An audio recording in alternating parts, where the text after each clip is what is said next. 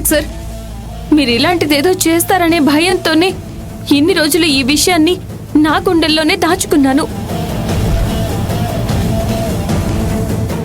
ఎవరికీ చెప్పకుండా నాలోనే ఆ భారాన్ని భరిస్తున్నాను. ఆ నిప్పులాంటి నిజంతో నా గుండె దహించిపోతున్నా ఎందుకు భరించానో తెలుసా? మీరిలాంటి పని చేసి అందరికీ దూరం అవ్వకూడదు అని. దయచేసి ఆవేశపడకండి తారక్ సార్, నా మాట వినండి.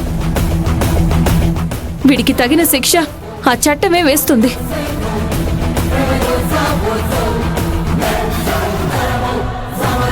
తారక్ గారు, మీరు ఏ తప్పు చేయలేదని మాకు ముందు నుంచి తెలుసు. ఇప్పుడు ఈ తప్పు చేసి అనవసరంగా జైలు పాలు కాకండి. ఈ రంజిత్ని మాకు వదిలేయండి. వీడికి ఏ శాస్తి చేయాలో అదే చేస్తాం.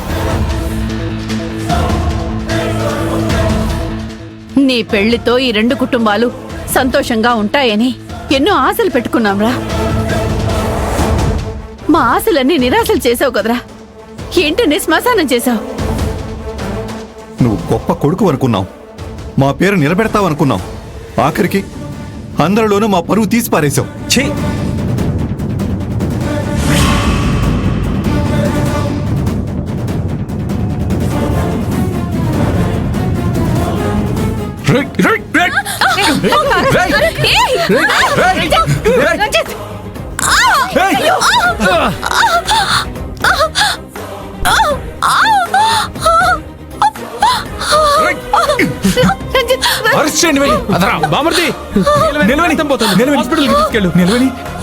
తీసుకెళ్ళు. పద నిలవని, హాస్పిటల్కి వెళ్దాం పద.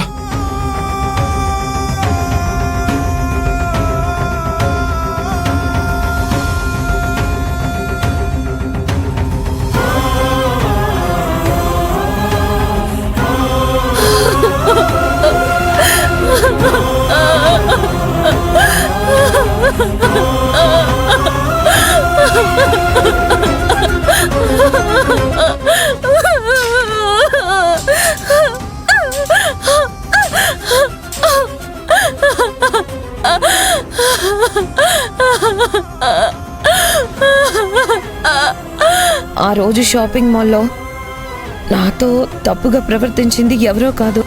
ఎవరు? రంజిత్. నువ్వు చేసిన తప్పు మామూలు తప్పు కాదు. మోకాళ్ళ మీద కూర్చొని రంజిత్ కాళ్ళు పట్టుకొని మరి క్షమాపణ చెప్పు.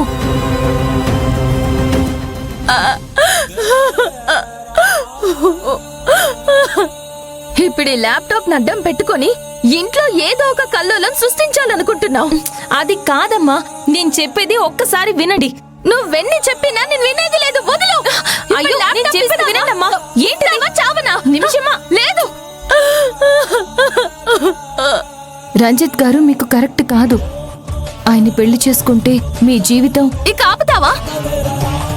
ఇంకొక్క మాట రంజిత్ గురించి మాట్లాడావంటే నీ పళ్ళు రాలిపోతాయి. ఇన్నాళ్ళు నా కళ్ళ ముందున్న మంచిని గమనించలేకపోయాను. నా చుట్టూ కమ్మేసిన చెడునే నేను ఎక్కువగా నమ్మాను. నా బ్రతుకు బాగుండాలని, నా భవిష్యత్తు బాగుండాలని కోరుకున్న నీలవేణిని నేను తప్పు పట్టాను. ఈ కుటుంబం మంచి కోరుకున్న నీలవేణి చేత రంజిత్ తన నీచుడి కాళ్ళు పట్టించాను. నేను చేసిన తప్పులకి ఏ శిక్ష విధించిన తప్పులేదు, తప్పులేదు, తప్పులేదు, తప్పులేదు, తప్పులేదు, తప్పులేదు.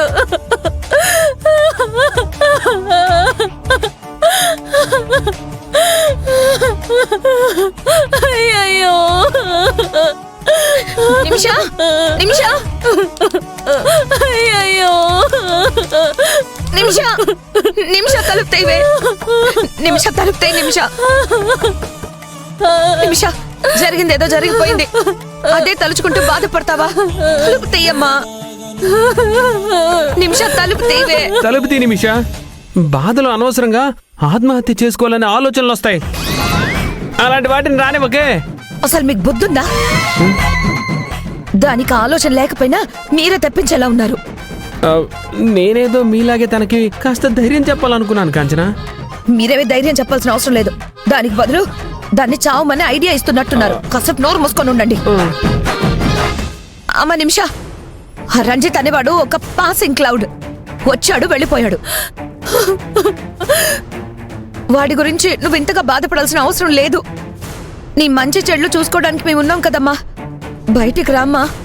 Nimisha please, Nimisha please, Nimisha please, please కాసేపు నన్ను ఒంటరిగా వదిలేయండి. దయచేసి ఇక్కడి నుంచి వెళ్ళిపోండి.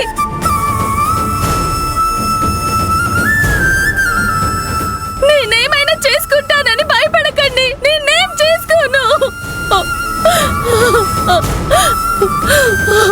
నేనేమి చేసుకోకుండా నన్ను కాపాడే వాళ్ళే ఇంట్లో ఉన్నారు.